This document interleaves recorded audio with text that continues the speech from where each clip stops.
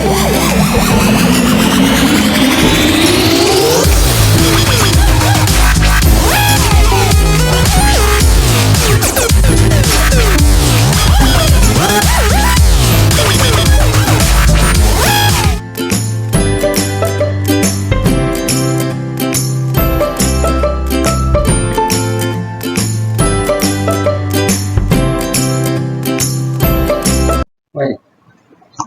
Assalamualaikum dan selamat sejahtera. Nama saya Cikgu Azlizan dari SMK Ikuan. Jadi untuk video kali ini kita akan kongsi tentang bab 10 tingkatan 4, di mana tajuk besarnya adalah pemasyuran kemerdekaan. Jadi ini adalah bab yang terakhir dalam silibus tingkatan 4. Dan pada pandangan saya, bab ini agak mudah kerana banyak elemen-elemen sejarah masih wujud sehingga pada masa kini, yang mana dia dapat dijadikan contoh dan panduan untuk para pelajar menjawab soalan yang dikemukakan. Okey, dari standard pembelajaran untuk bab ni, untuk tajuk pada hari ini kita akan tengok 10.5 prinsip kedaulatan Persekutuan Tanah Melayu. PTM tu maksud dia Persekutuan Tanah Melayu. Sedikit info di bawah, untuk tahun ni negara kita mencapai 64 tahun usia kemerdekaan. Jadi kalau ikut umur manusia ni, 64 tahun ni dah kategori warga emas lah, dah tua. Standard pembelajaran 11.45 menguraikan prinsip kedaulatan Persekutuan Tanah Melayu, sementara standard kandungan 11.48 menguraikan kepentingan mengekalkan kedaulatan negara. Jadi insyaAllah penerangan saya pada kali ini, saya akan cuba gunakan bahasa yang mudah difahami oleh semua pelajar. Okey. Okey, pertama kita tengok apa maksud kedaulatan. Maksud kedaulatan ni dia merujuk kepada kuasa tertinggi yang dimiliki serta bebas daripada ancaman milik sesebuah negara. So sebenarnya ini satu ayat cuma saya pecahkan supaya kamu dapat ingat dia punya kata kunci.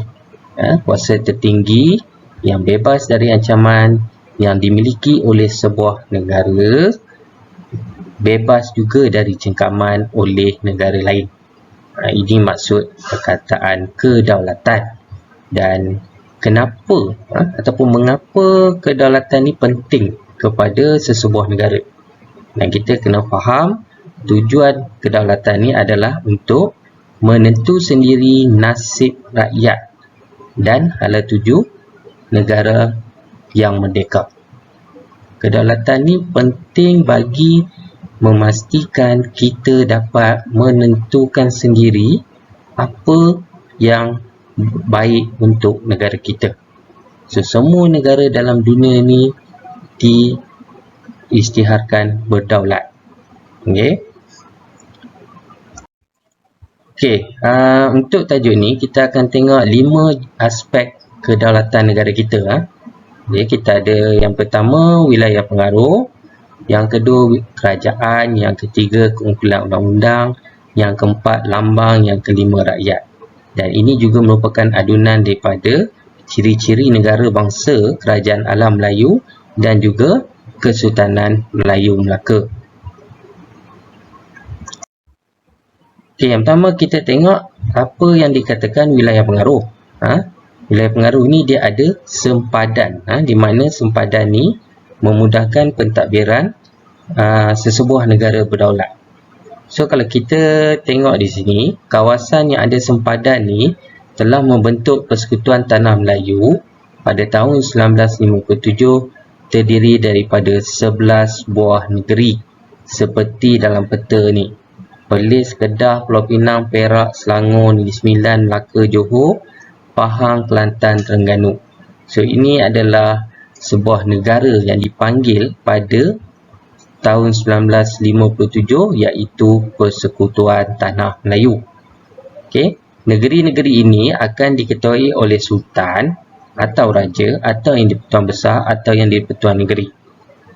Jadi kalau kita tengok di sini, negeri-negeri yang tidak ada sultan atau raja adalah Pulau Pinang, Melaka dan asalnya Singapura, tapi Singapura tak terlibat dalam PTM 1957 ni.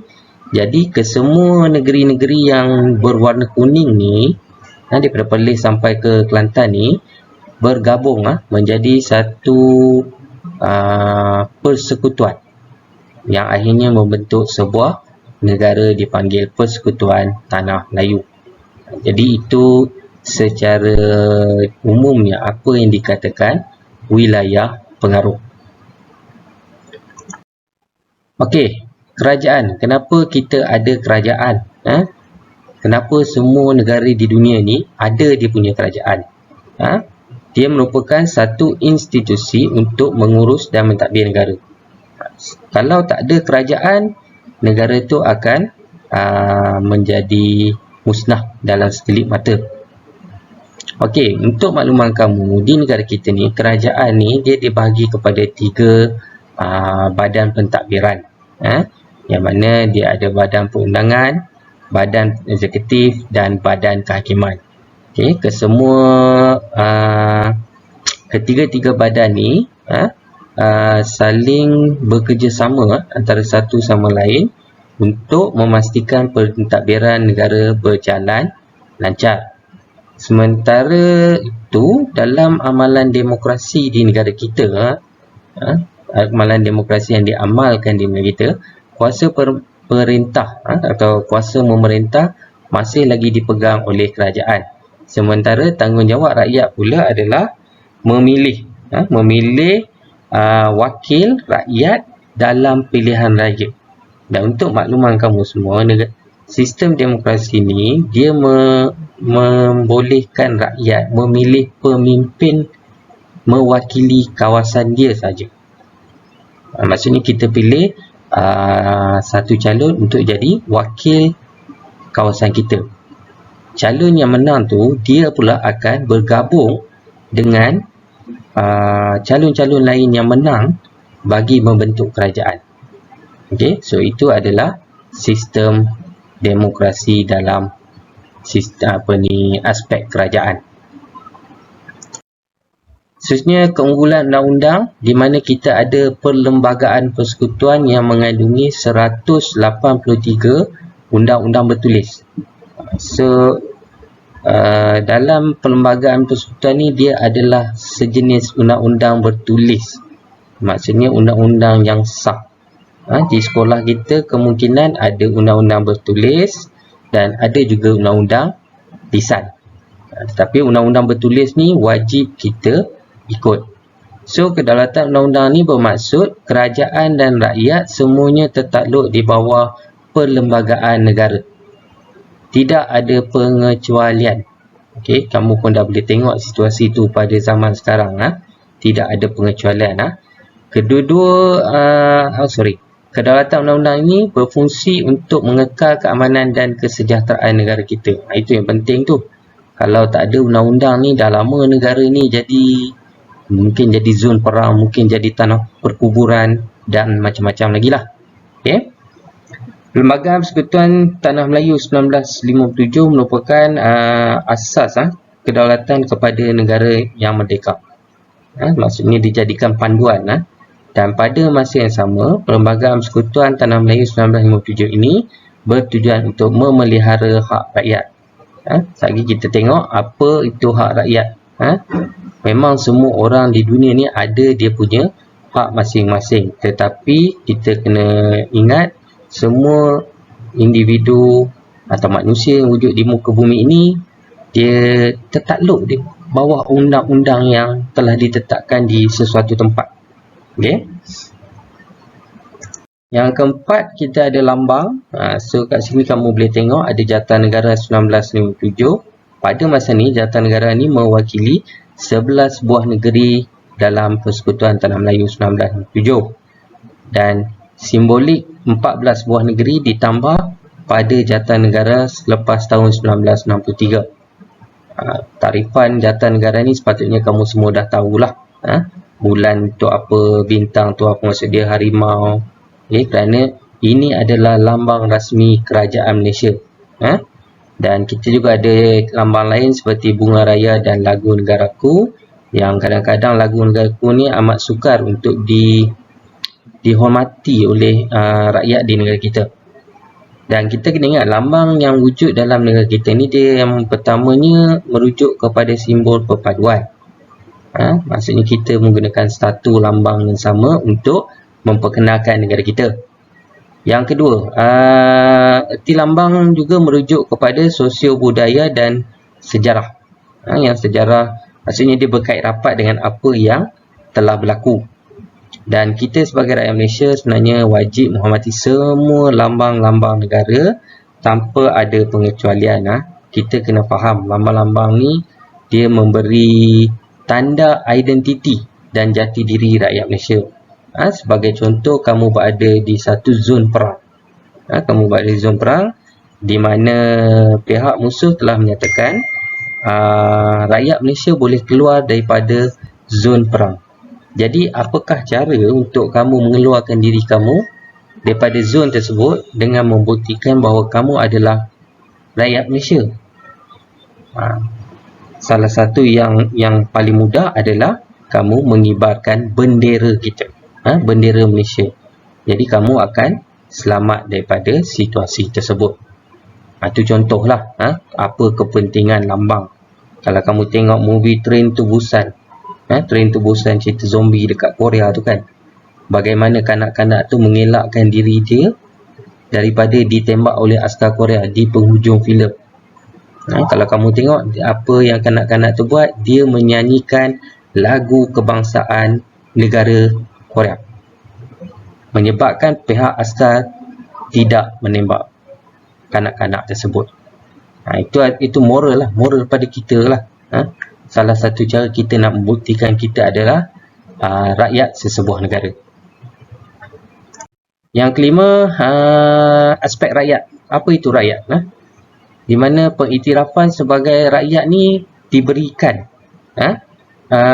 untuk mendapatkan hak asasi, iaitu hak kamu di sisi undang-undang.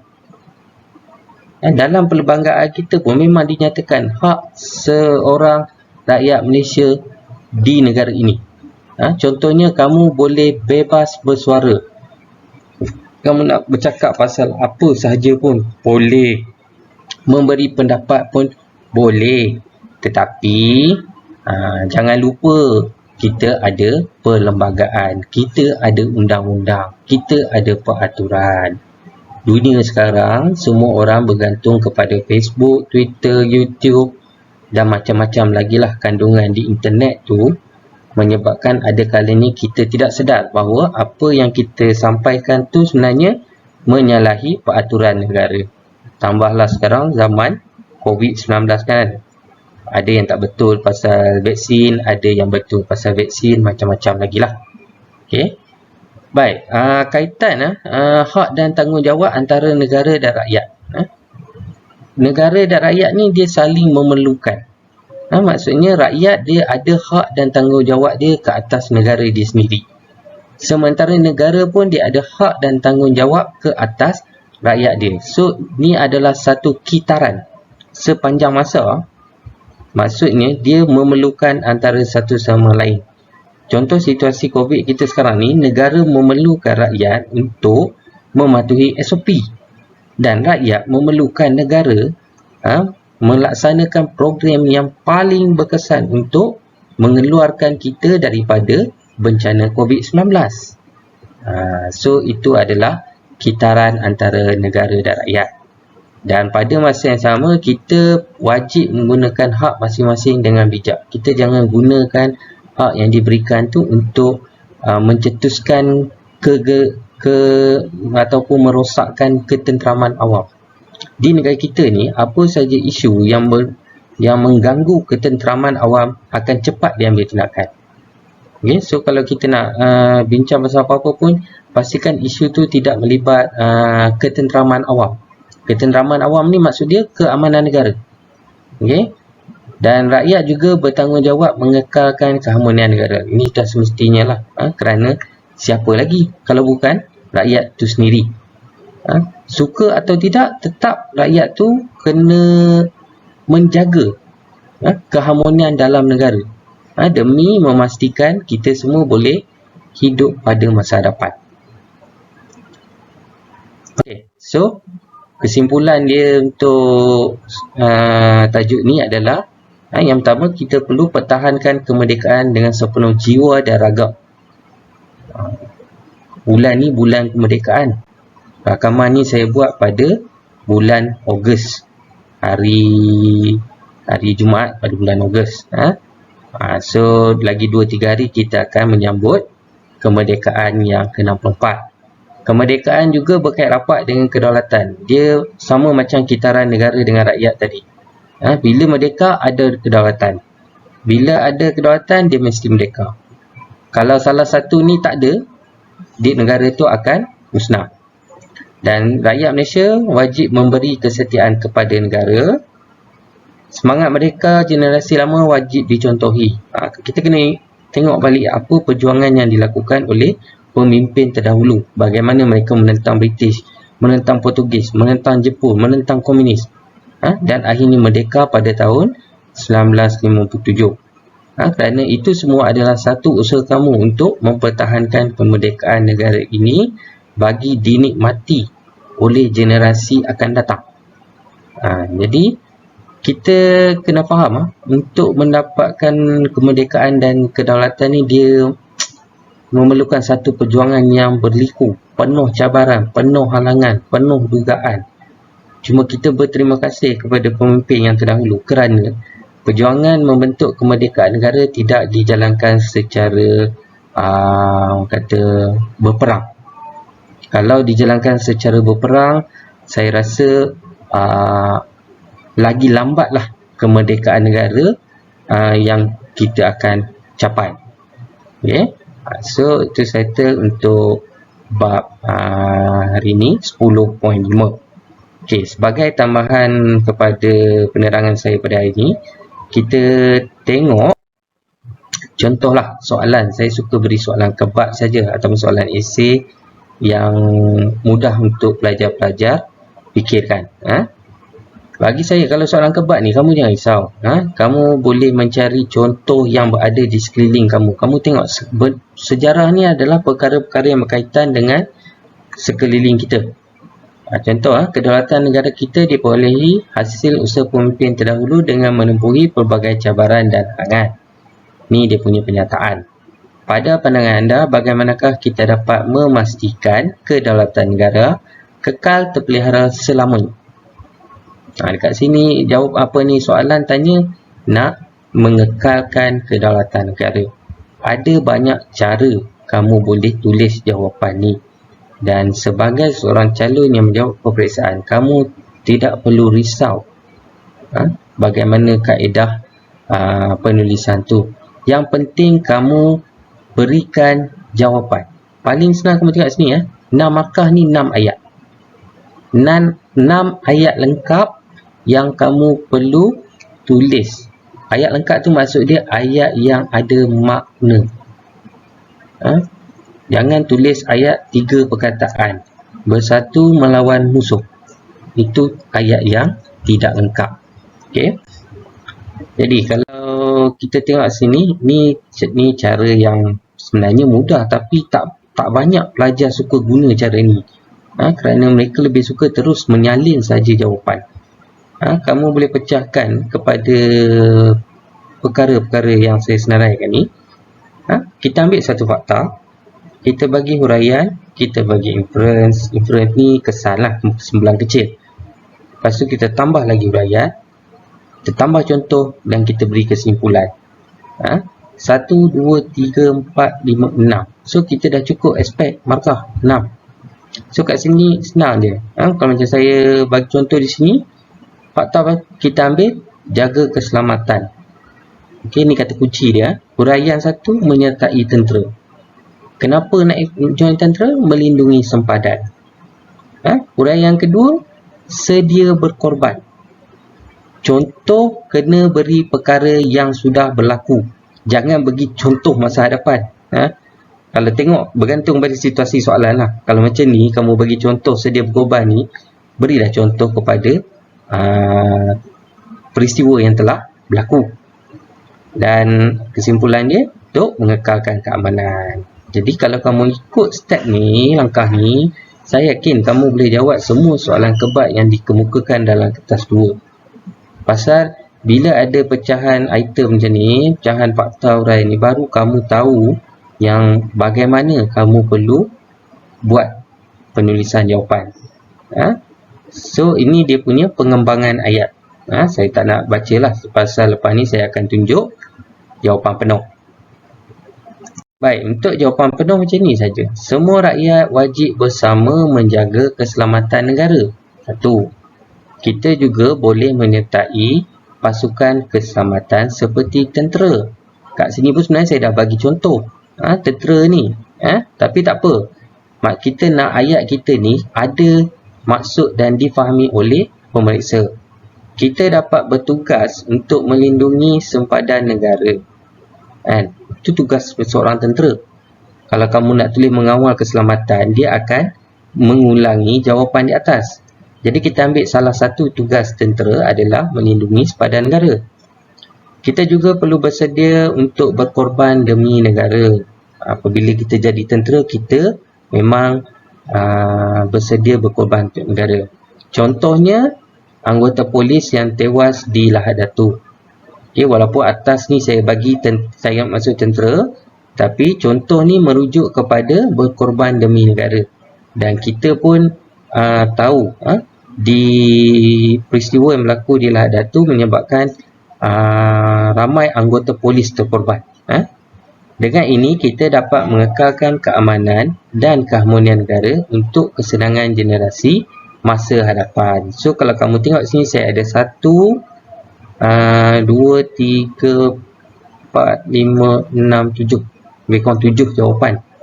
7 jawapan, di mana pecahan markahnya adalah 6. So nanti bila berlakunya penandaan, dia akan tanda pada yang pertama, menjaga keselamatan, menyertai pasukan keselamatan, kemudian melindungi sempadan 3, kemudian kita ada berkorban 4, kemudian kita ambil peristiwa Lahad Datu contoh, sebagai contoh. Dengan ini kita mengekalkan keamanan. So kita ambil dekat keamanan dan untuk kesenangan generasi masa hadapan.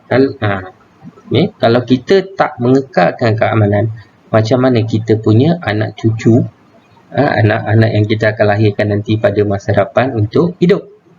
So kalau kamu tengok sini ada 1, 2, 3, 4, 5, 6, 7. So saya dapat sini 7/6. So markah maksimumnya 6. Jadi dapatlah markah penuh. Jadi saya harap pelajar semua mendapat sedikit sebanyaklah cara untuk menjawab soalan kebat pada setiap kali peperiksaan, kerana saya perhatikan banyak pelajar meninggalkan soalan-soalan sebegini. Sedangkan soalan-soalan sebeginilah yang akan memberikan kamu markah yang maksimum. Jadi setakat ini dahulu. Kita jumpa lagi pada lain waktu. Selamat maju jaya untuk SPM 2021 tahun hadapan. Awal saya wish good luck. Dan sedikit pesanan saya kepada kamu semua, COVID-19 bukan alasan untuk kamu gagal dalam kehidupan. Jadi sama-sama kita membantu negara untuk mengeluarkan negara kita daripada bencana COVID-19. Sekian, terima kasih.